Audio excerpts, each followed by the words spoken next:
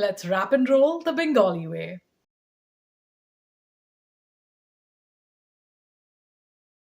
The secret to easy lunches is planning ahead and prepping. And this recipe just allows you to do just that. So, I'm gonna start by prepping the protein that I got. For this week, it's gonna be two chicken Khati rolls, but you may as well do this with fish, you could do this with prawns, you could do this with whatever you like, whichever, paneer even. Um, I'm gonna start with an easy marinade, which is after you cure the chicken with some lime, you add your salt and pepper, some ginger garlic paste, and some yogurt if you have that on hand. And finally, so here's where it gets a little bit interesting. So you can split the portions in two, and you can put tandoori masala in one and just leave the other one as a malai tikki kebab. And you can get creative and really use whatever masalas you have on hand or whatever spice rubs, and they're all equally tasty, and the flavors of the trimmings are so neutral that it all tends to go well.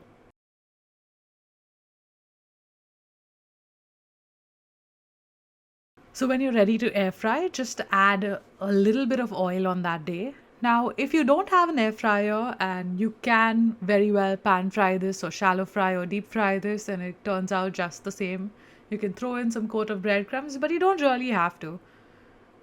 Again, you're the king of your kitchen, just do what you like. But this is just the basic guide. I'm going to air fry it on 400 for about 12 minutes. But depending on the size of your meat chunks, you want to check in halfway and see what it looks like and accordingly work with what you got.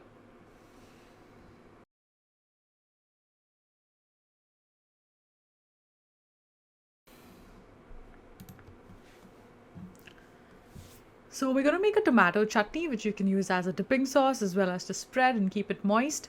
I'm going to use two tomatoes, and then we're going to use some mustard seeds, some chili, some garlic, and some turmeric and chili powder for the tempering or bagar. And you can add in a teaspoon of black pepper and some water with salt and sugar to balance out the acidity from the tomato a little later. And cook this down until the tomato is really soft and it gives you a pulpy feel. I've blanched my tomatoes because it's easier without the skin, but you don't really need to. If you can just chop them up fine, and it would work just as well.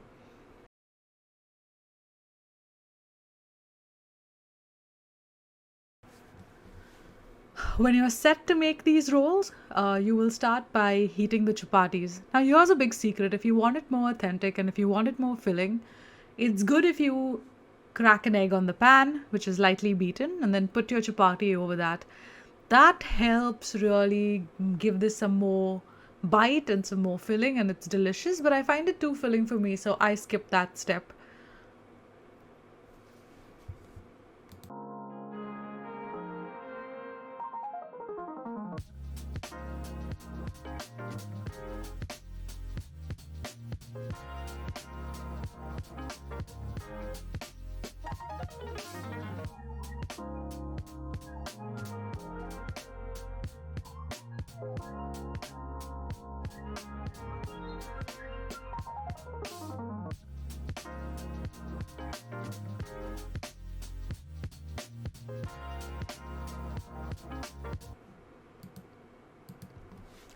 To assemble the rolls, we're going to start by placing the warmed up chapati on a flat surface like a plate or a cutting board.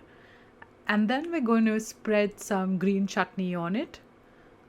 You will then use all your prepped vegetables. So this time I've used capsicum, some cabbage, some onions, and some carrots.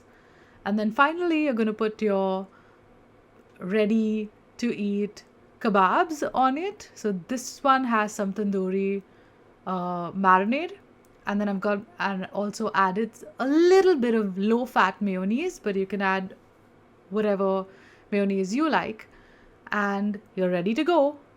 A, a little squeeze of lemon also goes a long way here. That's right.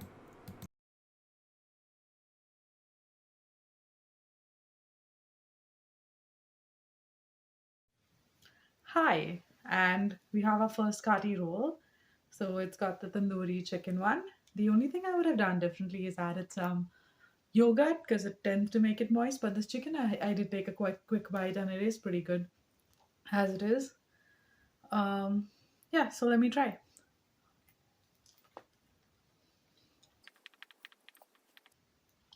Yeah, that was a big bite. Excellent. It's delicious. I would make this again. Um, yeah, and I'm gonna try some of the chutney as well. So you typically don't need a chutney because it's got some in there, but sometimes you do. So the only thing I needed to add was salt, but it's delicious. It's really good. It's a very quick and flavorsome meal. Um, and it's a great way to prep ahead because then you can make this in the morning if you're running out to work. It doesn't really take that much time because everything's prepped. Yeah, I'm gonna go enjoy the rest of this with my husband and see you soon. Bye bye.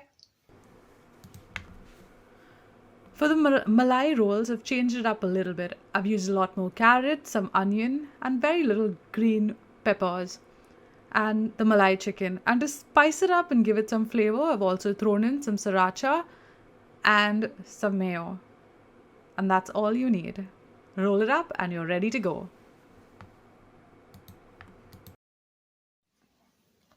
Hello. And here's our Khati roll with the white chicken.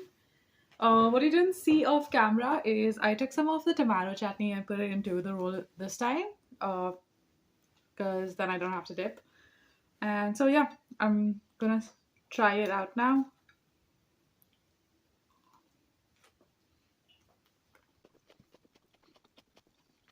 This is so flavorful, it's surprising.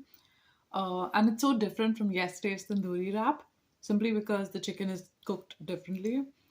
I highly recommend trying this, and it's hardly any effort and it's still great. There's another trick that you can do, and that's just adding an egg to the chapati.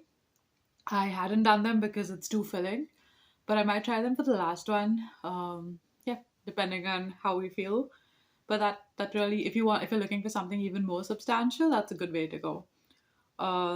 Yeah, please try this. This would save you a lot of time if you are prepping lunches and you're delivering something that's really tasty and really well portioned and well balanced.